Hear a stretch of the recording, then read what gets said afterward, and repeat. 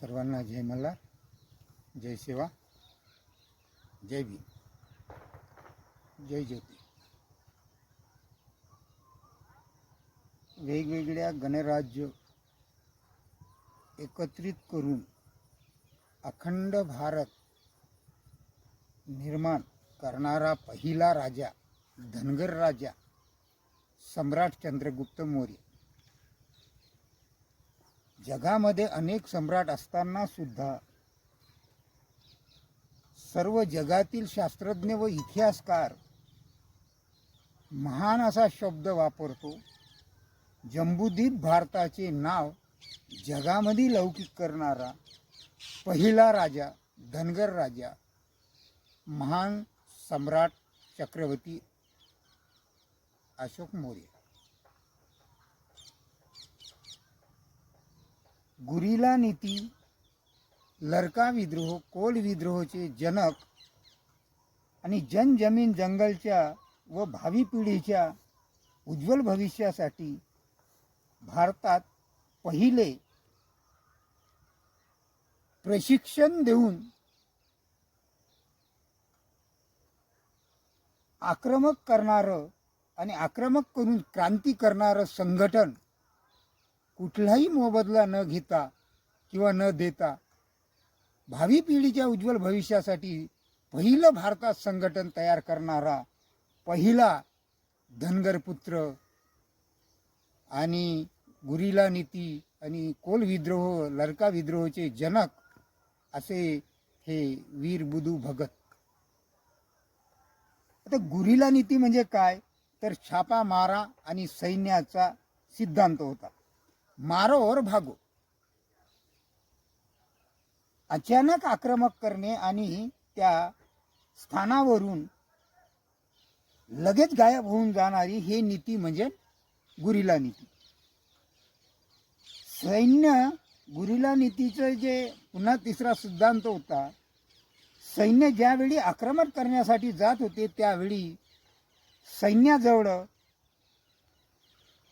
त्या स्थानावरून दुसऱ्या स्थानावर लवकर जाण्यासाठी मदत मिळावी म्हणून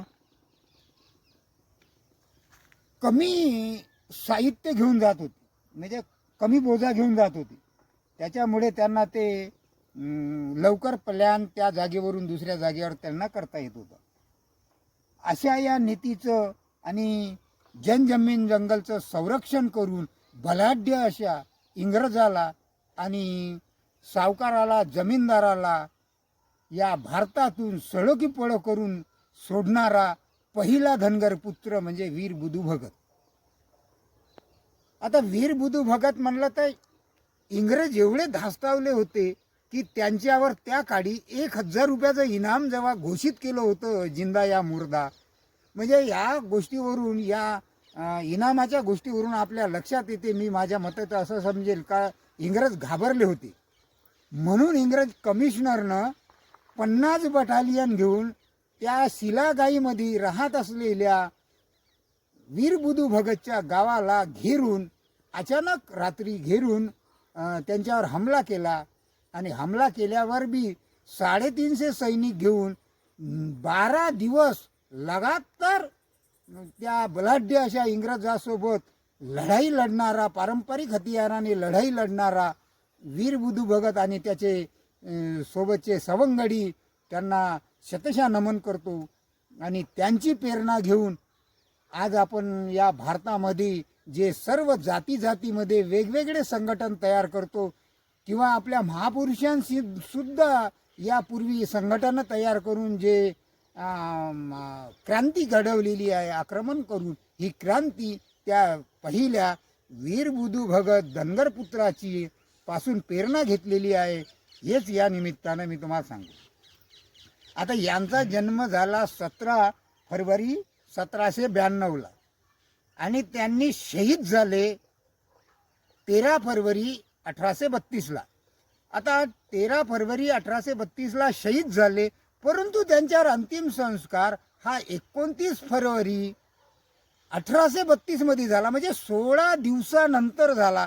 तर याचं कारण काय, तर याचं कारण इंग्रज एवढे धास्तावले होते का इंग्रज कमिशनरला वीर बुधू भगत कसा आहे आणि हव्याच्या वेगाने येणारा माणूस कसा आहे म्हणून त्याचा चेहरा बघायचा होता. म्हणून त्या ज्यावेळेस शहीद झाले त्यावेळेस त्यांची प्रेत जे शरीर त्यांचं जे रांचीमध्ये आणलं होतं आणि त्या रांचीमध्ये ज्या ठिकाणी इंग्रजाचा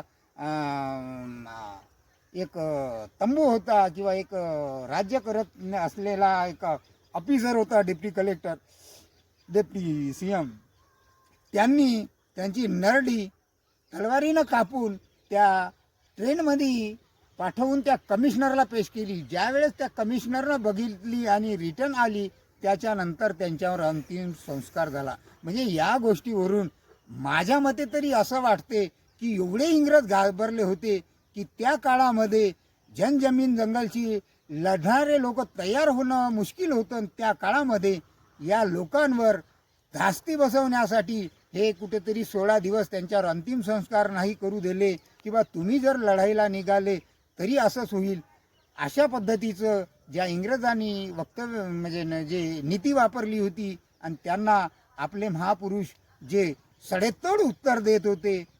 तर अशा प्रकारची या वीर बुधू भगतपासून या सर्व महापुरुषांनी प्रेरणा घेऊन पुढे पुढे आंदोलन चालवले. आता पुढे पुढे आंदोलन चालवले म्हटलं तर यांच्या वडिलाचं नाव होतं शिबू शुक्रा भगत, माताचं नाव होतं बालकुंदरी शिबू भगत, पत्नीचं नाव होतं शिवनी बुधू भगत, मुलाचं नाव होतं हलदर गिलदर आणि उदयकरण आणि मुलीचं नाव होतं रुनिया आणि जुनिया. हा संपूर्ण परिवार त्या वीर बुधू भगतसोबत लढाईसाठी सामील होता. याच्यातला 2 मुली आणि हलदर आणि गिलदर आणि बुधू भगतसुद्धा वीर शहीद झाले. फक्त त्याच्यातला एक उदयकरण बचावला आणि त्याच्याचमुळे हे जे भगत कुटुंबीय ज्या आज रोजी आपल्याला दिसतात हे त्यांच्या याच्यातलंच आहे. आता एवढं असताना सुद्धा जमीन जंगलसाठी तो वीर लढला. पहिला भारतामध्ये संघटन करून प्रशिक्षण देऊन घोडेस्वार चालवून डांगीच्या भरुशावर, तलवारीच्या भरुशावर, बलवरीच्या भरुशावर आणि तिरकामट्याच्या भरुशावर जर बलाढ्य इंग्रजाला घाबरण्यासाठी एक संघटन तयार करून प्रशिक्षण देऊन न कुठलाही मोबदला त्यांना पगारी न ठेवता त्या काळामध्ये जर एवढं सारं करत असतील तर मग आज रोजी त्यांचीच संतान CPN बेरारमधून महाराष्ट्रात सामील झालेले आहे आणि त्या जमातीला त्यांच्या संविधानिक असलेल्या इतिहासाच्या ओळखीला, संस्कृतीला आणि त्यांच्या इतिहासाच्या ओळखीला आणि भाषेला जर ओळखीचं प्रमाणपत्र जर मिळत नसतील, असंविधानिक कुठेतरी द्यायचं आणि जाती जातीमध्ये तेढ निर्माण करायचं, असं कुठेतरी या आदिवासी समूहामध्ये जे काही जाती आलेल्या आहे. एकेकाळी त्यांनी राजाच्या राजवाड्यामध्ये गावाशी निगडीत असलेल्या जाती त्या समूहाचा पूर्ण वाटा खाण्यासाठी तिथं दडी मारून बसलेले आहे आणि दडी मारून नागाच्या फणासारखे काढून बसलेले आहे आणि तेच कुठेतरी विरोध करताना दिसत आहे. तर माझं एकच म्हणणं आहे का हीच कुठं जात त्या जमात नाही आहे, म्हणून त्याच जातीची पहिलं चौकशी करून यांचीच आर्थिक आणि शैक्षणिक आणि राजकीय उन्नती झाली कशी, म्हणून आदिवासी ट्रायबल डिपार्टमेंटनी यांची चौकशी करावी. जर त्यांनी चौकशी करत नसतील तर माझ्याकडे पुरावे आहे, मी त्यांना सुपूर्द करतो की हे कसे कसे घुसखोरी केलेले आहे आणि घुसखोरी करणारी जी जमात आहे ती चोर तो चोर आणि सिरजोर अशी एक म्हण आहे. त्या म्हणीप्रमाणे त्यांना असं कुठेतरी वाटते का बाबा ही जमात जर यामध्ये सामील जर झाली तर आमचं पितळ तरी उघड पाडणार नाही ना, कारण तर आमचा जमीन जंगलशी कुठलाही इतिहास नाही, कुठलाही भूगोल नाही, कुठलीही संस्कृती नाही, कुठलीही बोलीभाषा नाही, कुठलेही वाद्य नाही, कुठलेही देवकारण नाही. असं असताना सुद्धा आम्ही निसर्गपूजक धनगर लोक असताना सुद्धा त्या धनगराला डावलून आम्हीच कुठेतरी निसर्गपूजक असं एक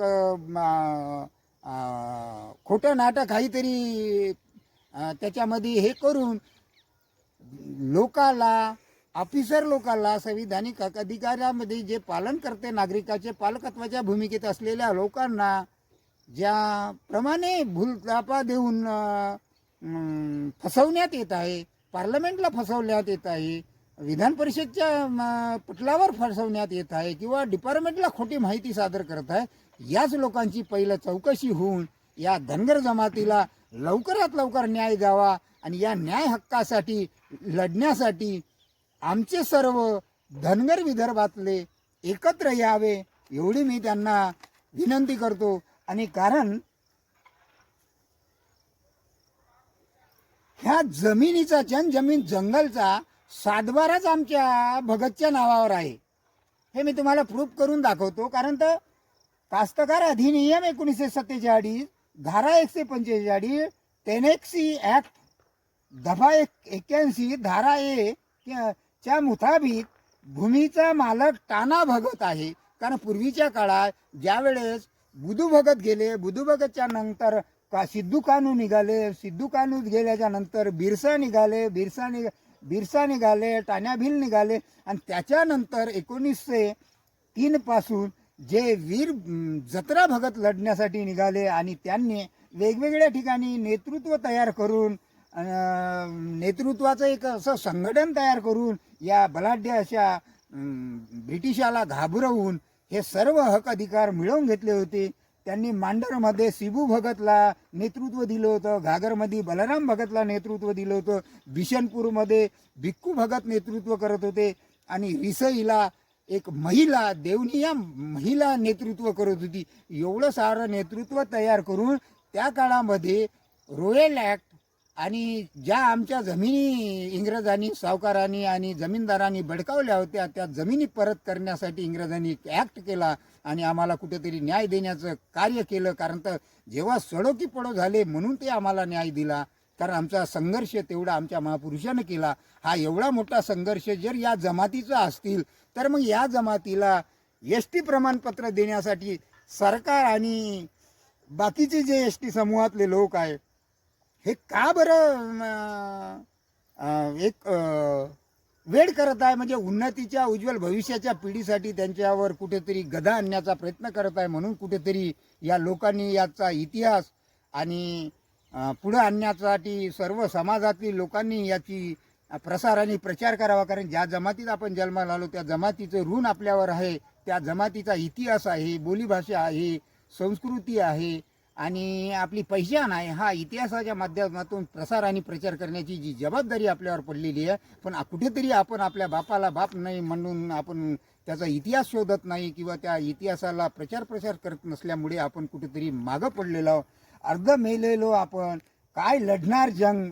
रात्र दिवस मोबाईलमध्ये बघण्यात आहोत दंग, तिथेही सर्व नंगा नाच, आम्ही आपल्याला काय येणार मग जाग, काय येणार मग जाग. अशा प्रकारचं ज्या विदर्भातील धनगर आहे त्यांनी कुठेतरी प्रेरणा घ्यावी आणि या म्हणीतून बराचसा काही बोध मिळतो. आणि या वीरबुधू भगत, जत्रा भगत यांची जो इतिहास आहे यांचा प्रचार प्रसार करावा आणि जेणे करताना कोणी विरोध करणार आहे. कारण जे या जनजमीन जंगलचा सातबाराच आमच्या वीरबुधू भगत आणि जत्रा टाणा भगतच्या नावावर असल्यामुळे आम्हाला कोणी प्रमाणपत्र देण्यासाठी अडवून रोखू शकत नाही. परंतु जिथं एकत्रित असाल तर तुम्हाला कुठेतरी न्याय मिळेल. एकत्रित येऊन नेतृत्व करून वेगवेगळ्या भागात नेतृत्व करून आपल्याला ही लढाई जिंकायची आहे. म्हणून कुठेतरी एकत्र या आणि या लढाईमध्ये सामील व्हा एवढीच विनंती करतो या माध्यमाच्या व्हिडिओच्या माध्यमातून. आणि जास्तीत जास्त या व्हिडिओला लाईक करा आणि लोकांपर्यंत पोहोचवा एवढीच तुमच्याकडून पाहणाऱ्याकडून अपेक्षा करतो. तुम्ही आज पाहताय दुसऱ्यापर्यंत ही माहिती गेली पाहिजे एवढीच तुमच्याकडून अपेक्षा करतो आणि थांबतो.